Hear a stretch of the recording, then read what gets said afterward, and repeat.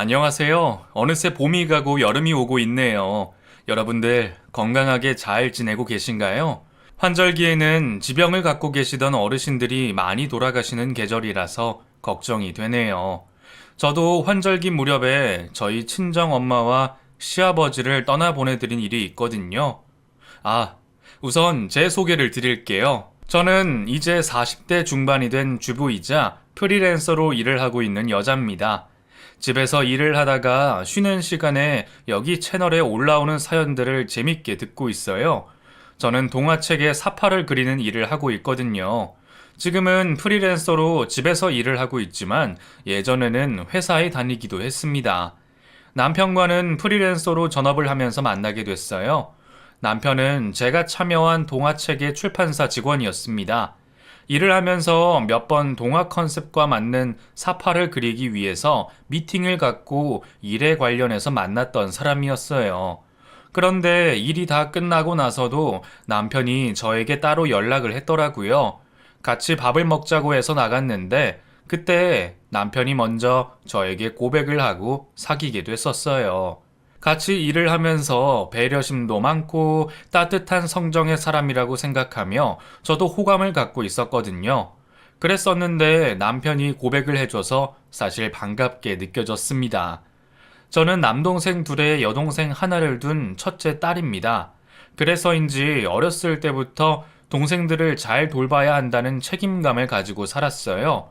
성인이 되고 나서 연애를 할 때에도 저에게 칭얼대거나 무언가를 요구하는 사람들을 만나게 됐습니다. 그런 연애에 지쳐있던 때에 만난 남편은 저에게 따뜻한 버팀목이 되어주었어요.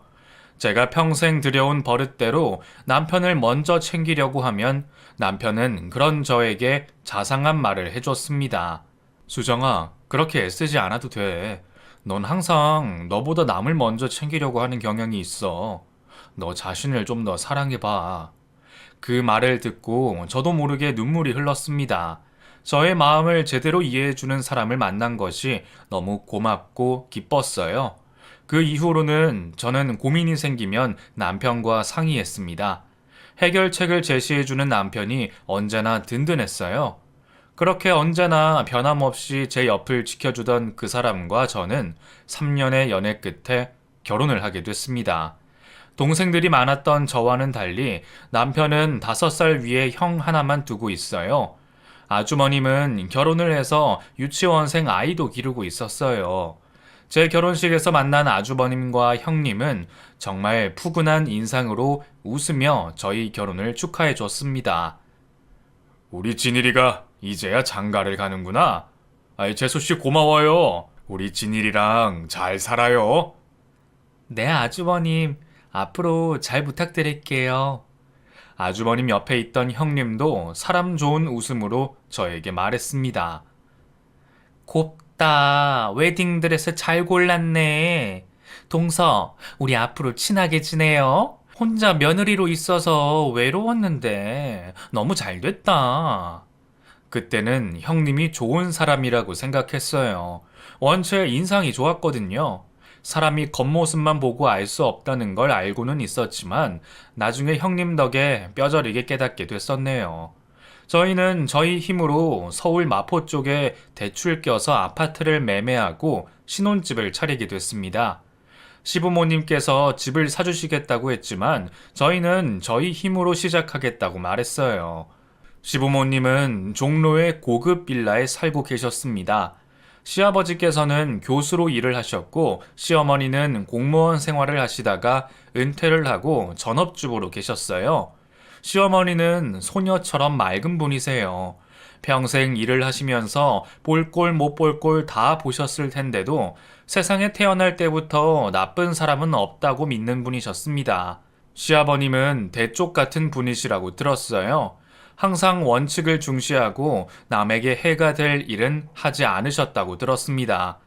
그런 시아버님이 저희가 결혼하고 3개월이 지났을 때 뇌졸중으로 쓰러지셨습니다. 새벽에 시어머니에게 전화가 와서 놀라서 전화를 받았어요.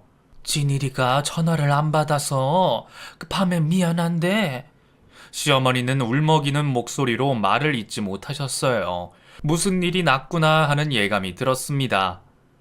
어머니, 무슨 일 있으세요? 왜 그러세요? 너희 시아버지가 쓰러졌는데 지금 의식이 없어. 네? 병원이 어딘데요? 제가 진일씨 깨워서 바로 갈게요. 어머니 금방 갈게요. 아버님은 괜찮으실 거예요. 저는 그렇게 시어머니를 진정시키고 남편을 깨웠습니다. 그리고 바로 병원으로 달려갔어요. 시어머니는 중환자실 앞에서 울고 계셨어요. 저희는 의사를 만나서 이야기를 들었습니다. 급성 뇌졸중으로 쓰러지신 건데 그 새벽이라서 조금 늦게 발견하신 것 같네요. 현재 의식은 없으시고 경과를 지켜봐야 할 것 같습니다. 시어머니는 죄책감에 괴로워하고 계셨습니다. 남편이 쓰러진 것도 모르고 나는 그렇게 잠이나 퍼자다가.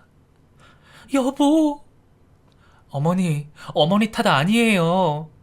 저는 시어머니의 손을 꼭 잡고 그렇게 말할 수밖에 없었어요.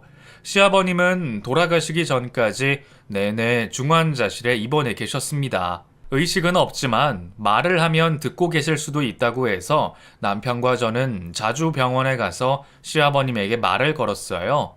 저는 시아버님도 시아버님이지만 혼자 밥도 잘 챙겨 드시지 못하고 병원에서 거의 사시다시피 하는 시어머니가 걱정이 됐습니다. 그래서 그 당시에 들어오는 일도 받지 않고 저도 시어머니 곁을 지켰어요. 어머니를 모시고 억지로 저희 집에 모시고 와서 식사도 차려드리고 따뜻한 차를 내어드렸습니다. 그리고 바로 가시려고 하는 걸 쪽잠이라도 주무시게 했어요. 아이고, 내가 얼마나 잔 거냐? 이럴 때가 아닌데 얼른 병원 가봐야겠어. 어머님, 아버님 지키시려면 어머님이 기운 내셔야 해요. 잘 드시고 잘 주무세요.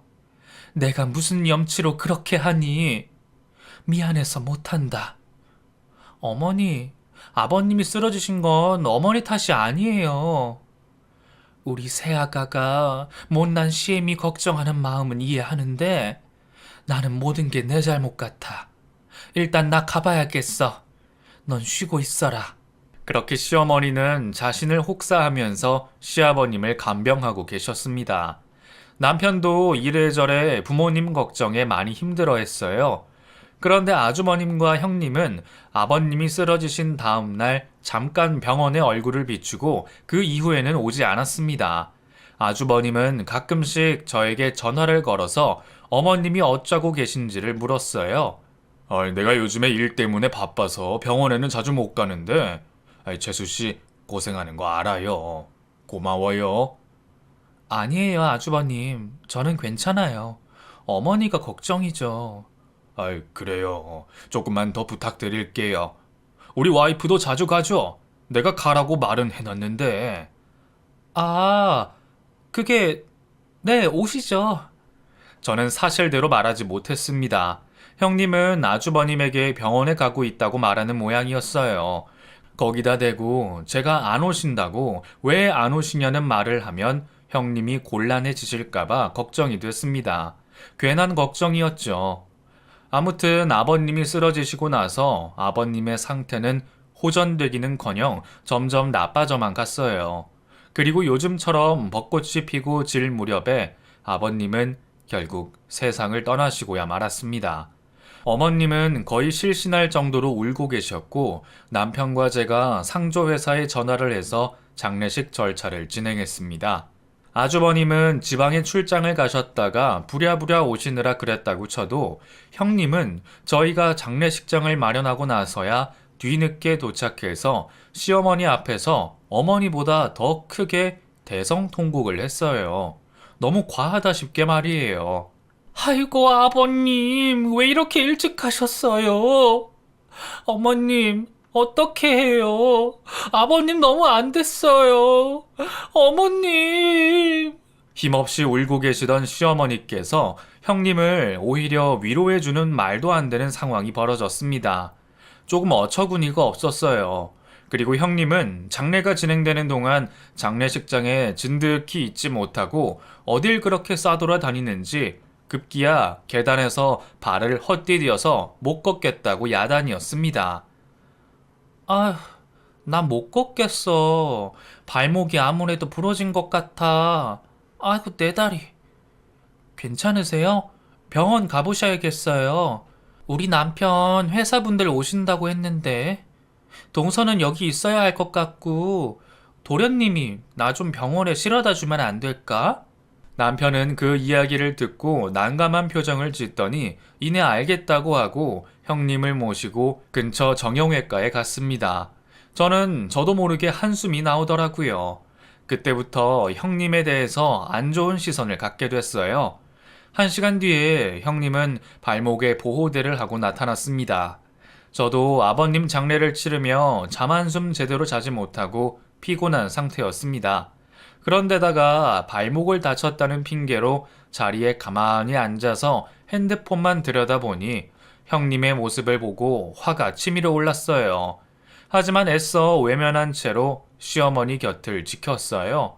그리고 발인을 하러 갔는데 눈물이 하염없이 쏟아지더라고요. 생전에 정정하셨던 시아버님 모습도 생각이 나고 대학 때 병을 앓다가 돌아가신 저희 어머니 생각도 나서 가슴이 찢어지는 듯이 아팠습니다. 시아버지 장례식에 지방에서 농사를 지으시던 저희 아버지도 올라오셔서 우는 저를 달래주셨어요. 그렇게 발인까지 마치고 아버님을 수목장 해드린 후에 저희는 어머님을 모셔다 드리려고 했어요. 그런데 형님이 본인들이 모셔다 드리겠다고 했습니다. 아유, 동서랑 서방님 고생하셨는데 집에 가서 좀 쉬세요. 저희가 어머님 댁에 모셔다 드릴 테니까. 아니에요. 저희가 가는 길에 모셔드려도 되는데. 당시에 경기도에 살던 형님보다 저희가 시어머니 댁과 가까워서 당연하게 그렇게 말했습니다. 그랬더니 형님이 저를 노려보더니 애써 침착하게 본인이 모셔다 드린다고 단호하게 말하더라고요. 내가 모셔다 드릴게. 어머님한테 할 이야기도 있고. 그러면 그렇게 하세요. 어머니, 집에 조심히 들어가시고 제가 내일 찾아뵐게요. 그래, 우리 새아가 고생 많았어. 근데 나 그 사람 없는 집에 혼자 있기 싫구나. 시어머니의 말씀에 형님이 기다렸다는 듯이 대답했습니다. 어머니, 저희가 오늘 어머니 댁에서 잘 거예요. 걱정하지 마시고 차에 타세요. 그때는 무슨 꿍꿍이가 있을 줄은 꿈에도 몰랐네요. 아무튼 그날은 저도 많이 피곤했고 남편도 피곤한 상태여서 집에 도착하자마자 씻고 쓰러지듯 잠이 들었습니다. 그리고 다음 날 남편과 함께 아침 식사를 하고 점심때쯤에 시어머니 댁에 갔어요. 형님은 그제서야 일어났는지 부시시한 얼굴로 문을 열어줬습니다. 일찍 왔네? 어머님은요? 어머님 방에 계시겠지. 내가 어제 피곤해서 너무 많이 잤네. 저는 어머니 방으로 인사를 하러 갔고 어머니는 아버님 사진을 들고 울고 계셨습니다. 그런 어머님을 달래드리고 식사를 하자고 했어요. 제가 밥을 차리려고 하자 형님이 말했습니다. 귀찮게 무슨 밥을 해. 그냥 배달시켜 먹자. 그래도 되죠, 서방님? 형님, 어머님 제대로 드시지도 못해서 자극적인 배달 음식 드시면 안 좋을 것 같아요. 형님 다리도 아프신데 그냥 계세요. 제가 차릴게요. 그래? 그럼 난 좀 더 자다가 나올게. 그렇게 말하고 방으로 쏙 들어가 버려서 저는 남편 도움을 받으며 식사를 차렸습니다. 밥을 다 하고 나서야 배가 고프다며 나오는 형님이 얄밉더라고요. 근데 아주버님은 어디 가셨어요? 회사 갔어. 뭐가 그렇게 바쁜지? 와, 맛있겠다. 동서 요리 좀 하나 보네. 형님은 그 와중에 밥을 2그릇이나 먹어치우더라고요. 걱정했는데 어머니께서도 밥을 반 그릇 정도 드셔서 다행이었어요. 그렇게 식사를 마치고 차와 과일을 먹으며 대화를 나누게 됐습니다. 내가 동서랑 서방님한테 할 말이 있는데, 뭔데요? 그게 어머님이랑 우리 합치기로 했어. 이 집 팔고 서초동으로 이사 갈 거야. 네? 서초동이요? 응, 거기가 살기 좋아. 우리 아들 이제 초등학교 들어가면 학군 좋은 데로 이사 갈 생각이었는데 어머니께서 이 집에서 혼자 못 사시겠다고 하니까 이참에 내가 모시고 사는 게 맞는 것 같아. 어떻게 장례식을 치르고 하루 뒤에 그런 결정을 내리게 됐는지 이해가 가지 않았습니다. 마치 오랫동안 준비한 사람 같았어요. 어머님도 그러고 싶다고 하셔서 저는 군말하지 않았습니다. 그런데 집으로 와서 생각을 해보니 부조금 받은 걸 어떻게 했는지 궁금하더라고요. 여보, 근데 아버님 장례식에 들어온 부조금은 어떻게 되는 거야? 아버님 제자분들도 많이 오시고 당신네 회사 사람들도 많이 왔잖아. 그거 나눠야 되는 거 아니야? 아, 그게 형수님이 집 사려면 이것저것 필요한 거 많다고. 본인이 어머니 모시는 거니까 그 돈 보태서 쓰겠다고 나한테 말씀하시더라고. 뭐? 참나. 어머님 외로우실 텐데 형수님이 어머님이랑 같이 살겠다고 나서는 걸 어쩌겠어. 고맙게 생각해야지. 형님은 잽싸게 부조금까지 가져갔더라고요. 그리고 장례식을 치른 지 3개월 만에 바로 형님네는 경기도에서 살던 아파트를 빼고 어머님이 살던 고급 빌라도 처분한 후에 서초동 아파트로 이사를 갔어요. 이사를 간 후에는 저희를 초대하지도 않고 연락도 없었어요. 초대도 하지 않는데 찾아가기도 뭐해서 전화로만 인사를 전했습니다. 그리고 저는 그때쯤에는 미뤄뒀던 일들을 하느라 집에서 정신없이 지내고 있었어요. 어머님과 통화를 했을 때 어머님이 이사한 집이 넓고 좋다고 말씀하셔서 안심하고 있었습니다. 그런데 형님 댁과 함께 지낸 지 2달이 채 되지 않아서 어머님이 저희 집에 반찬을 주러 오신다고 하셨습니다. 여보세요? 어머님? 그래, 수정아. 나 오늘 너희 집 가도 되니? 그럼요. 너 바쁜데 괜히 신경 쓰일까봐. 아니에요. 무슨 그런 말씀을 하세요. 저도 어머님 오랜만에 뵙고 싶어요. 제가 한번 가야 되는데 형님이 오라고 안 하셔서. 그래. 너 뭐 먹고 싶은 거 있니? 내가 반찬 좀 해서 가려고 하는데. 반찬이요? 괜찮아요. 아니야. 너 잡채 좋아하지? 오늘 잡채 좀 해야 돼서 잡채랑 고추장아찌랑 이것저것 가지고 갈게. 이따 저녁쯤에 간다. 네, 어머님. 조심히 오세요. 저는 오랜만에 어머님을 뵐 생각에 기분이 좋았어요. 어머님 오시면 드실 과일과 디저트들을 사놓고 일을 하고 있었습니다. 그리고 일을 다 마치고 남편도 퇴근한 시간에 어머니께서 저희 집 현관벨을 누르셨어요. 부쩍 여윈 모습이라서 의아한 생각이 들었습니다. 우선 어머니께서 가지고 오신 짐들을 받아들며 말했어요. 어머니, 뭘 이렇게 많이 가지고 오셨어요? 너희들 맛있는 거 먹이고 싶어서. 식사는 하셨어요? 왜 이렇게 여유셨어요? 잘 챙겨 드셔야죠. 안 드시는 건 아니죠? 그게 요즘 통 입맛도 없고 요리하다 보면 밥 먹을 때 입에 잘 안 들어가더라. 어머님이 요리를 하세요? 형님이 안 하시고요? 아니야. 내가 괜한 소리를 했네. 그날 저녁에 어머님이 가지고 오신 반찬과 제가 해둔 국을 차려서 식사를 했어요.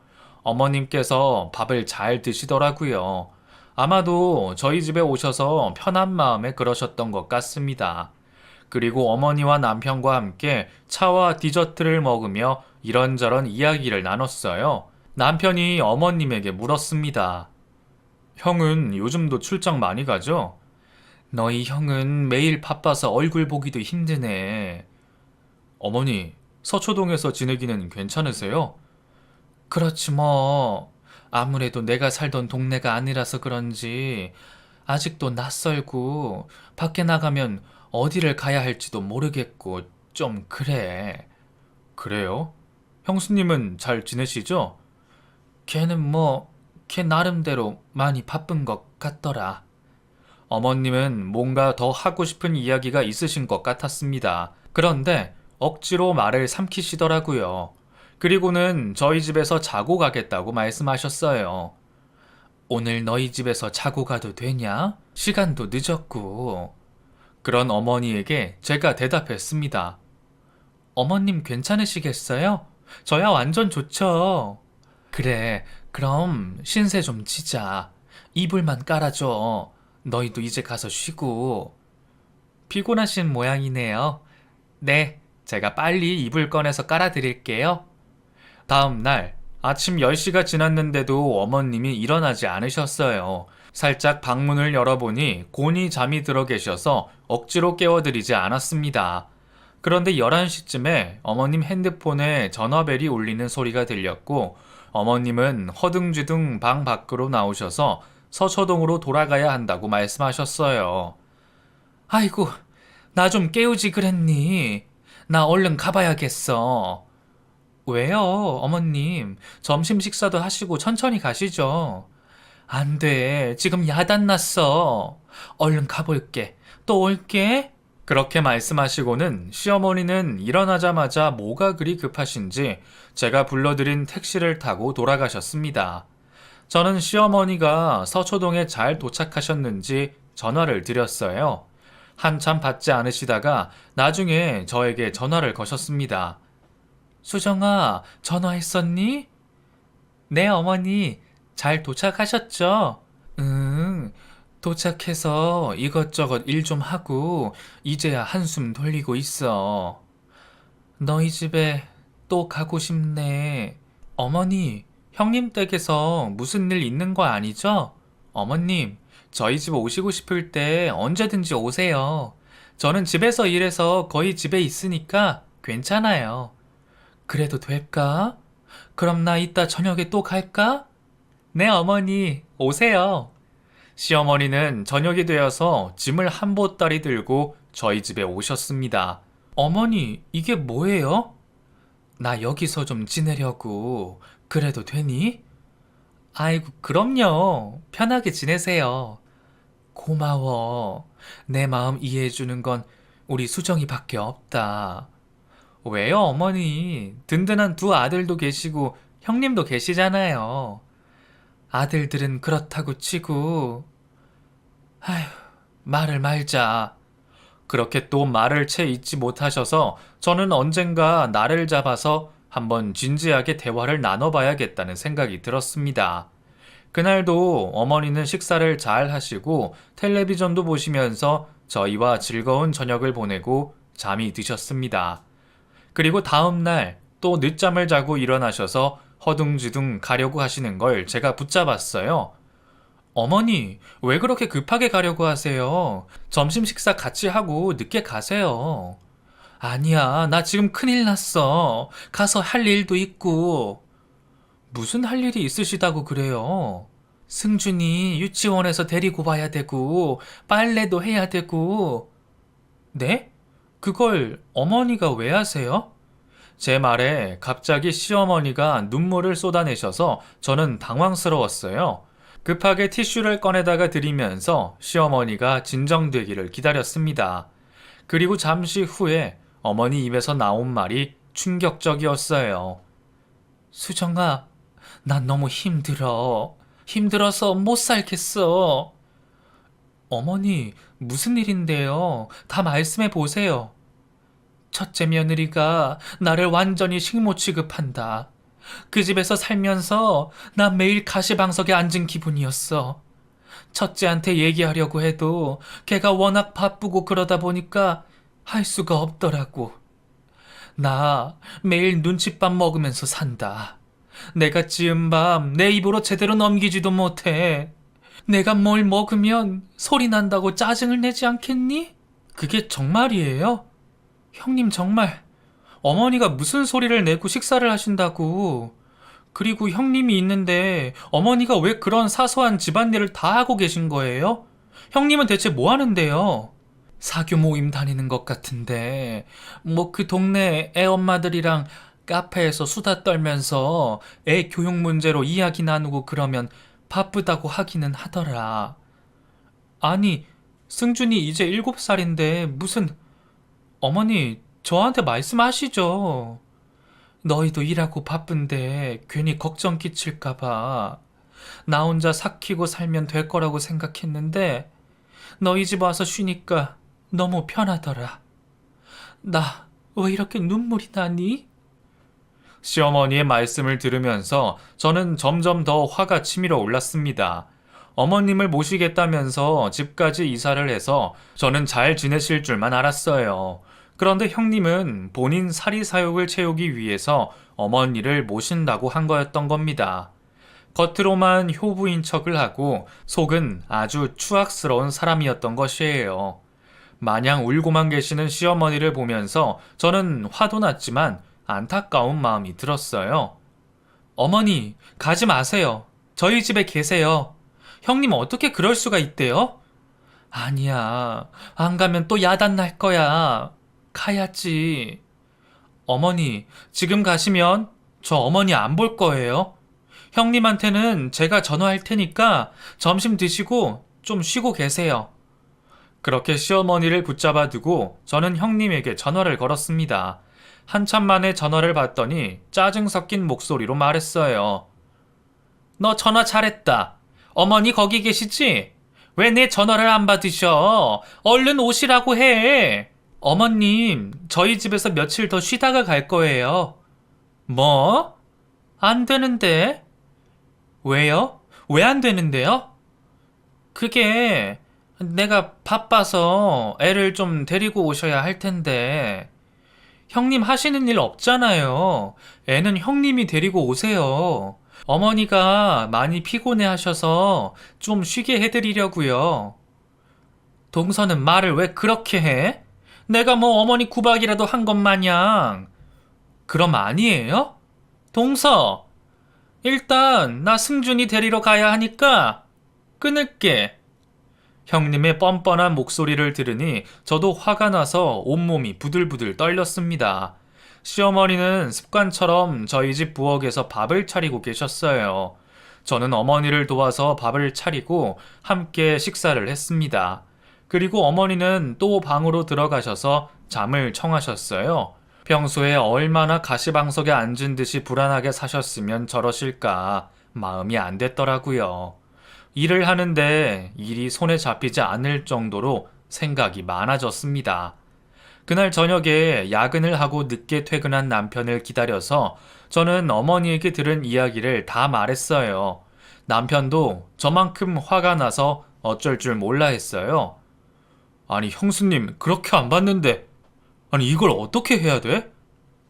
아, 일단 아주버님은 출장 가시고 바쁘셔서 집안 사정을 모르고 계신 모양이야. 내가 생각하기에는 어머니 그 집에서 계속 지내시다가는 병나실 것 같아. 아주머님한테 당신이 연락해서 시간 되실 때 우리 집에 오시라고 해. 그러면 내가 다 알아서 할 테니까. 아휴, 속상해. 그래, 알았어. 내가 내일 바로 형한테 전화할게. 그리고 그 주 주말에 형님과 아주버님이 저희 집에 오기로 하셨어요. 저는 그날을 벼르고 기다렸습니다. 저희 집에 있는 동안 시어머니는 밥도 잘 드시고 저와 함께 산책도 다니면서 야위었던 모습은 온데간데 없이 얼굴에 살이 붙으셨어요. 표정도 많이 밝아지셨고요. 그럼에도 불구하고 여전히 시계를 자주 들여다보시면서 안절부절 하시더라고요. 그런 시어머니 모습을 보면서 저는 형님에 대한 분노가 점점 더 커져가기만 했습니다. 아주버님과 형님이 오시기로 한 주말이 됐고 저는 상다리가 부러지게 음식을 차려놨습니다. 어머니께서 도와주신다고 하는 걸 제가 혼자서 다 하겠다고 했어요. 남편이 옆에서 조금 거들어 줬습니다. 그리고 점심때가 돼서 아주버님과 형님이 저희 집에 오셨어요. 남편이 문을 열어줬고 아주버님이 선물 보따리를 남편에게 내밀었습니다. 야, 너희 집 처음 와보는 것 같네. 재수씨, 잘 지냈어요? 아니요. 네? 시장 하시죠? 일단 오셔서 식사하세요. 형님의 얼굴을 보자마자 속에서 뜨거운 것이 끓어오르더라고요. 시어머니는 형님 눈치를 보고 계셨습니다. 제가 모든 사정을 알고 있다는 사실을 모르고 있던 형님은 또 안면몰수하고 사람 좋은 척을 하더라고요. 그 모습이 어찌나 역겹던지요. 그리고 주방에 오더니 말했습니다. 어머, 내가 좀 일찍 올 걸 그랬네. 뭘 이렇게 많이 했어? 몰랐는데 동서 요리 솜씨가 대단하구나. 왜요? 요리 잘하는 거 보니까 형님 댁에 데리고 가서 식모살이라도 시키고 싶으세요? 요즘 어머니 안 계셔서 힘드셨죠? 제가 일부러 들으라고 큰 소리로 그렇게 말했습니다. 남편은 제가 그러는 이유를 알고 있어서 그저 아무 말도 없었는데 아주머님은 당황한 눈치였어요. 형님도 얼굴이 울그락불그락해지더니 저를 노려보며 한마디 하려고 폼을 잡고 있었습니다. 그런 형님의 모습을 보고 시어머니께서 예상치도 못한 반응을 하셨어요. 예, 내가 미안해. 승준이도 데리고 가고 밥도 하고 내가 둘째 내서 이러고 있을 때가 아니었는데. 첫째 며느라가 나 때문에 화 많이 났지? 시어머니가 그렇게 말씀하셨고 형님은 아주머님과 제 남편을 돌아보더니 당황해서 어쩔 줄 몰라 했습니다. 어머니, 그게 무슨 말씀이세요? 아니, 누가 보면 제가 어머니 엄청 부려먹은 줄 알겠어요. 그렇게 말하는 형님을 보고 저는 더는 참을 수가 없었어요. 어깨까지 내려오는 파마 머리를 묶지도 않고 치렁치렁 늘어뜨리고 있었는데 웬일인지 그 머리조차 꼴보기가 싫더라고요. 저는 단숨에 형님의 머리채를 잡아 돌리면서 말했습니다. 형님, 머리가 너무 기셨다. 머리 좀 자르셔야겠어요. 머리 묶게 끈이라도 좀 드릴까요? 아파. 왜 이래? 놔! 그렇게 소리치는 형님의 머리카락을 저는 더 바짝 붙잡고 흔들었습니다. 그렇게 어머니는 부려먹으시더니 머리할 시간은 있으셨나 보네. 동서, 정말 미쳤어? 이게 무슨 짓이야? 그제서야 남편과 아주머님이 와서 저를 말리기 시작했어요. 당시에는 눈에 뵈는 게 없더라고요. 아무리 말려도 손을 놔주지 않았습니다. 동서, 뭔가 오해하나 본데 어머니가 우리 집에서 뭘 하셨다고 그래? 내가 잘 모시고 계셨는데. 형님이 잘 모시고 계셨으면 어머니가 저희 집 와서 서초동 가기 싫다고 그러시겠어요? 다 들었어요, 저. 그러자 아주버님이 저더러 진정하고 이야기를 해보라고 말씀하셨습니다. 재수씨, 우선 이거 놓고 나한테 다 털어놔봐요. 대체 무슨 말이에요? 그때부터 시어머니는 눈물을 흘리기 시작하셨어요. 저는 손을 놨고 손에 형님의 머리카락이 잔뜩 뽑혀져 나왔습니다. 머리카락을 쓰레기통에 버린 후에 어머니를 달래드렸어요. 그리고 아주머님에게 시어머니가 형님에게 어떤 대우를 받으면서 살았는지 모조리 말씀드렸습니다. 제가 말을 하는 동안 아주버님은 화도 냈다가 형님을 죽일 듯이 노려보기도 하셨어요. 그리고 시어머니에게 죄송하다고 말했습니다. 어머니, 죄송해요. 제가 모시고 살면서 일한다고 신경도 못 쓰고. 당신, 거기 서서 뭐해? 얼른 와서 빌지 않고. 아주버님의 으름장에 몸까지 들썩이면서 깜짝 놀란 형님은 바로 쪼르르 달려오더니 시어머니 앞에 납작 엎드렸습니다. 그리고 손이 발이 되게 빌기 시작했어요. 어머니, 제가 승준이 걱정해 어머니한테 못되게 굴었어요. 정말 죄송해요. 어머니가 그렇게 힘드실 줄은 몰랐는데. 그렇게 말하는데 진심이 느껴지지 않더라고요. 그래서 제가 말했습니다. 지금 이게 그렇게 핑계 대실 일이에요? 무조건 죄송하다고 말씀드려도 모자랄 판에 형님은 어쩜 그렇게 뻔뻔하세요? 저희 집에 처음 오셨을 때 어머님 모습이 어땠는 줄 알아요? 그렇게 야위고 힘들어 보이는 모습으로 오셔서 내내 시계만 들여다보시고. 그리고 오늘도 형님 오자마자 어머니 형님 눈치 보고 계셨어요.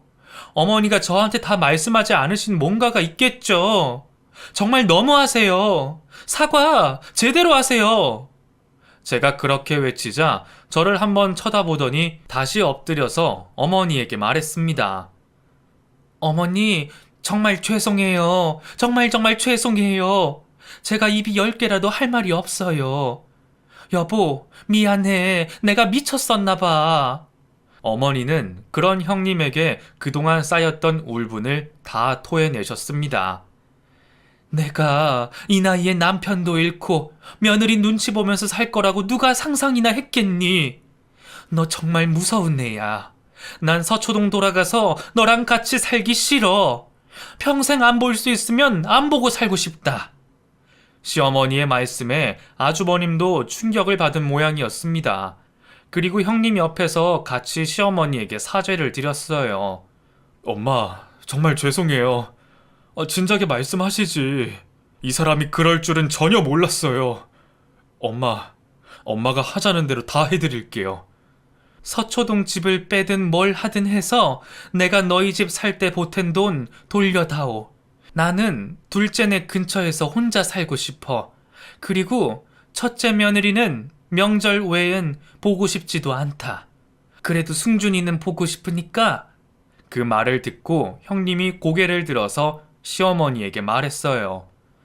어머니, 그 아파트 벌써 시세 많이 올랐어요. 그냥 팔기는 아까워요. 제가 앞으로 어머니 잘 모시고 살게요. 한 번만 용서해 주세요. 너는 아직도 사리사욕에 눈이 멀었구나.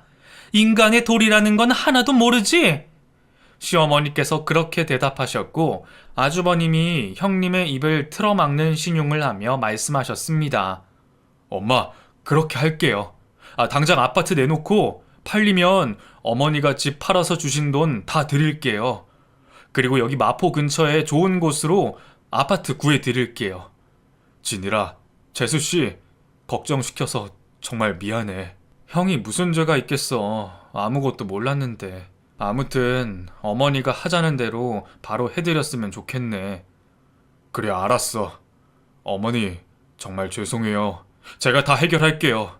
당신, 그러고 있지 말고 얼른 일어나. 나랑 부동산 가자.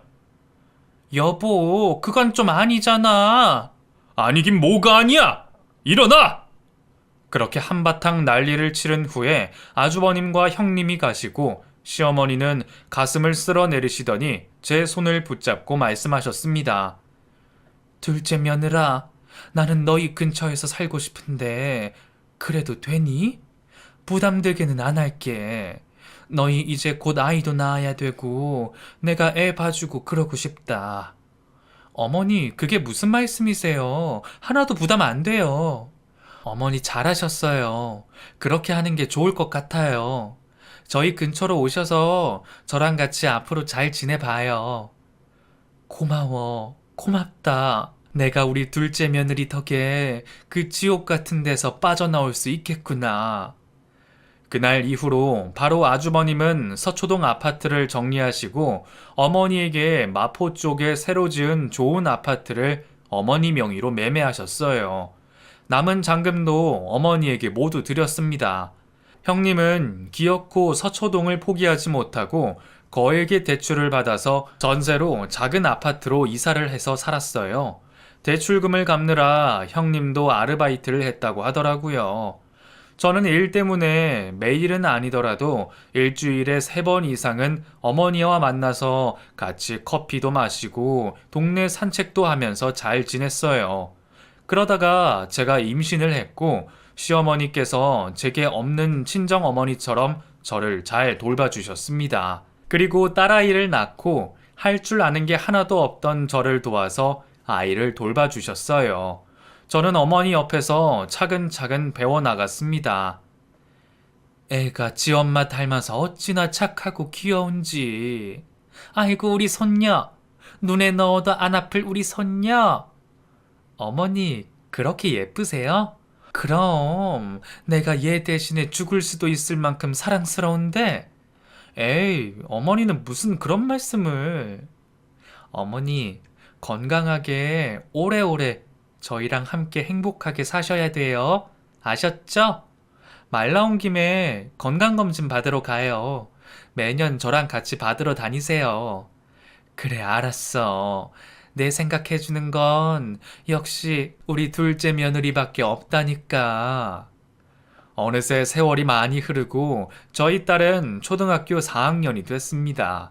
딸이 할머니를 엄청 좋아해요. 어머니도 건강하게 취미 생활도 하시고 친구들도 사귀셔서 잘 지내고 계십니다. 못된 형님은 명절 때만 보면서 지내고 있어요. 서초동 전세를 전전하다가 아주버님의 불호령으로 결국에는 다른 지역으로 이사를 해서 아파트를 매입 후에 그곳에서 산다고 하더라고요. 학군 따질 정도로 애지중지하며 키우던 형님 아들은 지금은 형님의 기대에 미치지 못하고 청소년기에 반항을 심하게 했던 모양이에요. 그리고 결국에는 대학도 가지 않고 군대에 가버렸습니다. 전역하면 공무원 시험 준비를 시킬 거라고 하시더라고요. 아무리 부모가 자식 생각한다고 공부하라느니 잔소리하고 닥달해봤자 본인 의지가 중요한 거잖아요. 저는 시조카가 본인이 하고 싶은 일 찾아서 형님한테 휘둘리지 않고 목표를 이루기를 바랄 뿐입니다. 저희 어머니도 이 채널을 구독하시고 계시거든요. 어머니, 듣고 계시죠? 앞으로도 지금처럼 건강하게 지내시고 저랑 진일 씨랑 우리 딸 서아랑 함께 행복하게 살아요. 날씨도 좋은데 이번 주말에 가평으로 놀러 가요. 어머니, 사랑합니다.